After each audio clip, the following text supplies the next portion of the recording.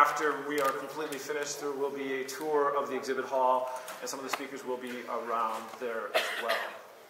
One of the things that Kevin from Schneider talked about was the challenges that we have in terms of getting data and then integrating, or interoperability.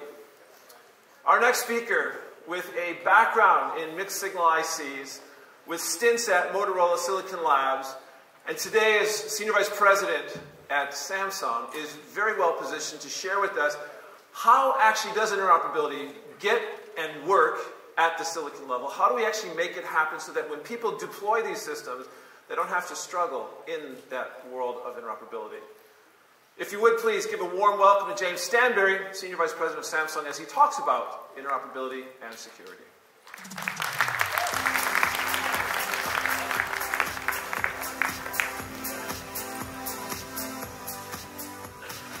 Good afternoon, everyone. I am James Stansbury. I'm the U.S. head of Samsung Arctic. And just a bit of history, 2 years ago at IoT World, we actually launched the Arctic platform. So I'd like to thank IoT World for inviting us back 2 years later to talk about our progress. So the great thing about working in high tech is there's always something new and interesting. In IoT, we're literally seeing things that will change lives. You know, the technologies are kind of finally falling into place, and the pace of acceleration, it seems like it actually is accelerating. So you've already seen a lot of examples today of how other companies are building IoT solutions. But as fast as these companies are innovating, there are others that are still in the planning stages. Consider this. Half of the Fortune 500 companies in 2000 have disappeared. To remain competitive, companies must learn quickly and make smart choices. They have to create a foundation for their company's future by not only re-engineering their products, but their business models. And as they gain experience, they've got to constantly reevaluate their options. It's like, where do you go next? How do I create more value? So some of us have heard, you know, like 75% of companies are actively engaging in IoT. But if you dig a little bit deeper, Gartner estimates that through 2020, 70% of the deployments will actually be on private networks. Today, most IoT implementations are just simply connecting things. It's machine-to-machine data connection and a mobile and a web application for control. In addition, companies are still trying to figure out how to make money with IoT. How do they go from being a product to a service company, measuring revenue and lifetime value and not the initial sell? Services bring companies closer to their customers, and successful companies will maintain the trust of their customers over the lifetime of the product. This is interesting. Overall, IoT is making progress in trust. In the most recent Edelman Trust Barometer survey, trust in governments, media, businesses, and NGOs have all declined. And I think we all kind of feel and understand that. But despite the fear about the pace of innovation, the global trust in IoT has actually increased 17% to 60% overall from 2015 to 16. So the question is how do we continue to grow IoT and maintain or grow that level of trust? There's many things to consider, and that's our focus at Samsung. Not only do we manufacture hundreds of millions of consumer electronics per year, we've developed the cloud technologies to rapidly get intelligence from connected products. And we have broad expertise in building smart things in memory, flash, and system LSI.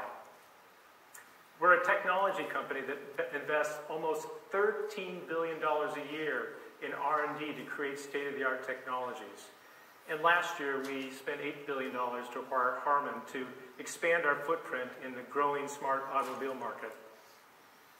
But what we really are is a global IoT company, optimizing our internal operations and focusing on making life better for real people.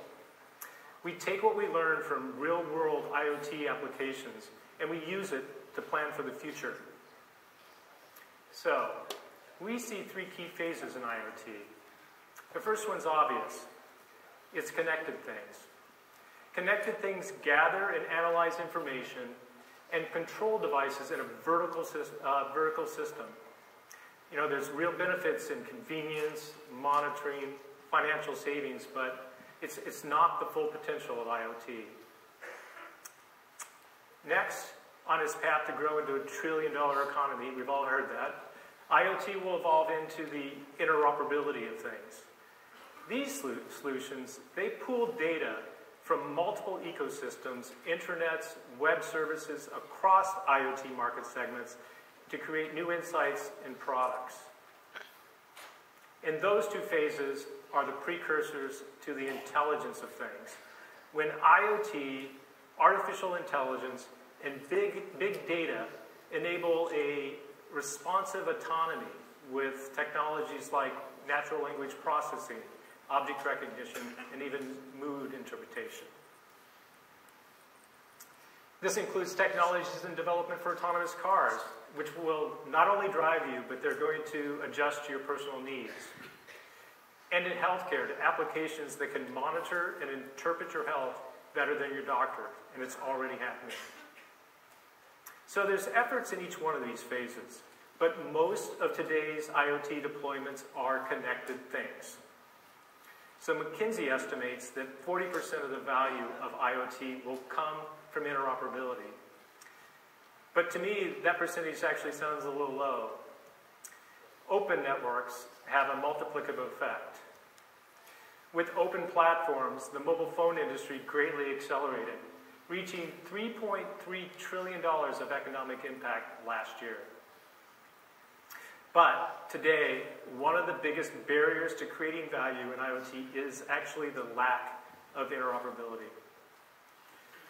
In fact, in the latest Eclipse Foundation Developer Survey, they found that interoperability was the #2 issue behind, guess what? Security.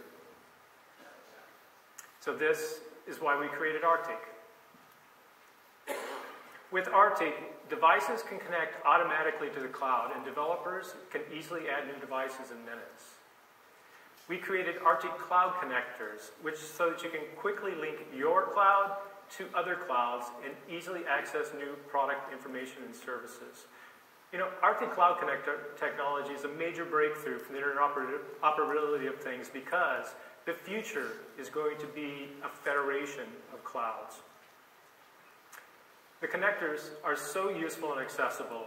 Our community, the Arctic community, has already created almost 1,000 connectors. But connecting is just the first step in making devices understand each other. Your cloud must be capable of accepting and translating data in any format from anything.